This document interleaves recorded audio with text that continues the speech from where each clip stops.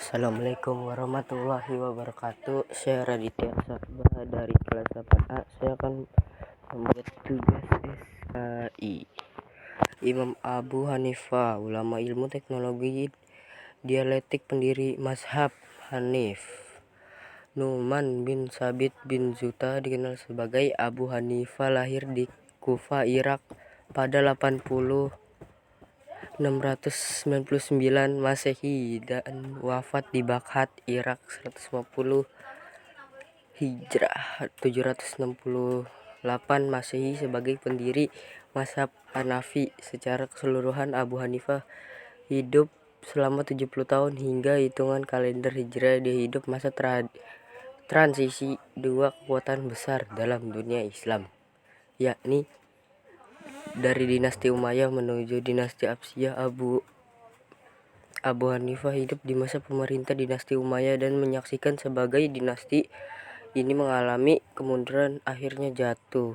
Sudahnya seperti Malik bin Anas, Imam Syafi'i, Abu Daud, Bukhari, Muslim, dan lainnya, mazhab Hanafi dan fatwa-fatwanya memperluas oleh murid-muridnya sehingga terbesar luas dan dikenal sebagai salah satu mazhab yang empat di antara muridnya terkenal Muhammad bin Al-Hasan Al-Syaibani, guru Imam Syafi'i. Karya-karya yang ditinggalkan oleh Imam Syafi'i, Imam Hanafi diantara Fiqih Akbar, Al-Alim wal Mutam, dan Musnad Fiqh Akbar. Dalam menetapkan hukum, Imam Hanafi menggunakan metode berdasarkan Al-Quran, Sunnah Rasul, fatwa sahabat, istihsan, ijma, dan urf.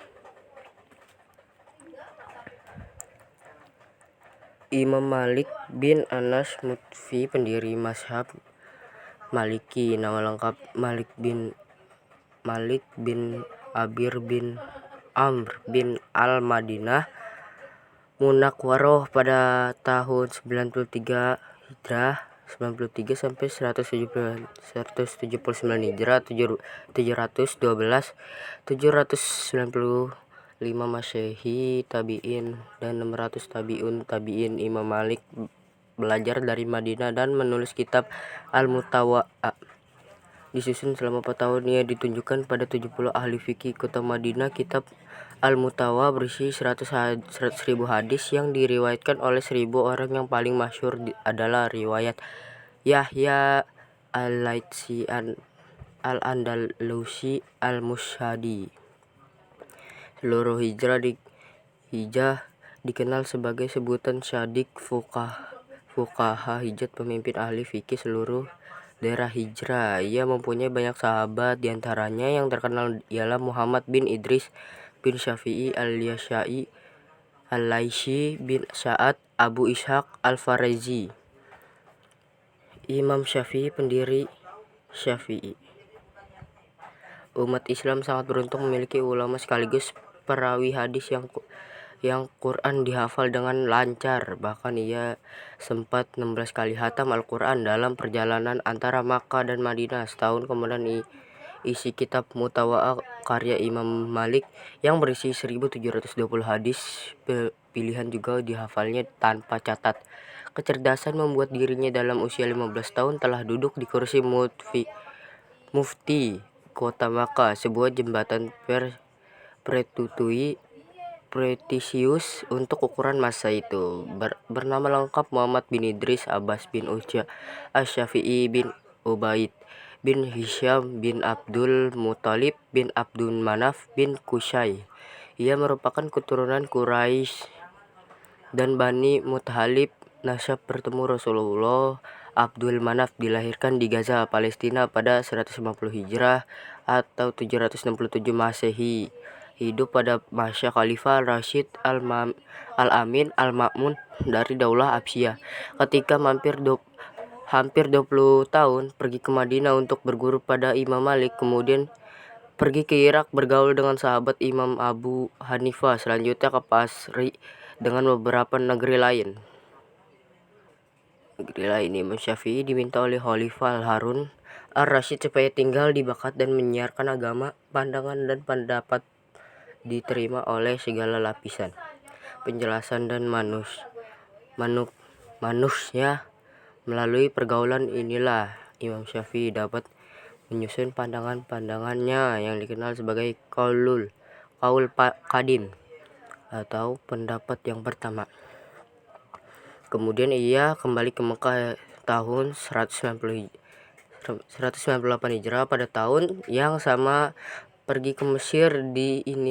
Di Mesir inilah Imam Syafi'i menyusun pendapat yang baru dikenal dengan istilah qaulul jadid. Imam Syafi'i seorang mutajid mutlak, ulama fikih, ulama hadis dan usul. Ia mampu memandukan fikih ahli Irak dan fikih ahli Hijaz. Dasar mazhabnya ialah Al-Quran, Sunnah, Ijma, dan Qiyas. Di antara karya momentelnya adalah Ar-Risalah, buku pertama tentang usul fikih, kitab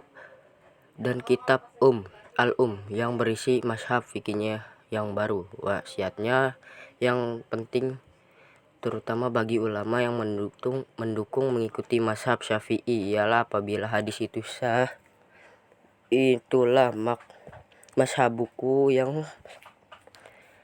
yang buanglah perkataanmu yang timbul dari ijazahku.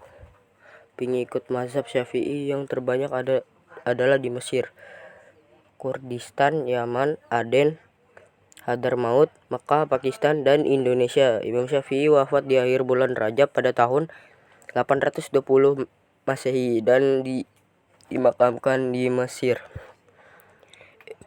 Imam Ahmad bin Hanbal.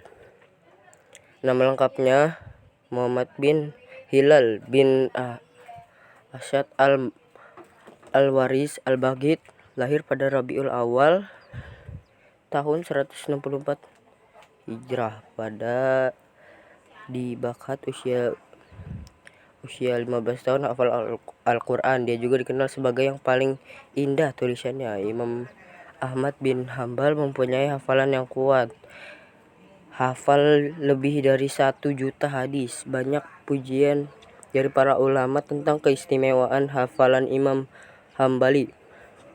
Sebagai dikatakan Imam Asy-Syafi'i bahwa Ahmad bin Hanbal adalah imam dalam 8.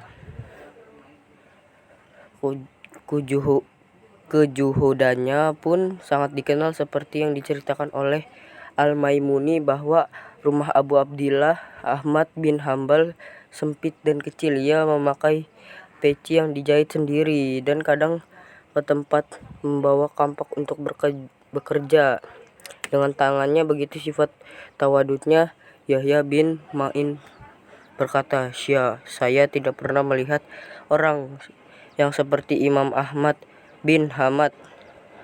Saya berteman. Wassalamualaikum warahmatullahi wabarakatuh.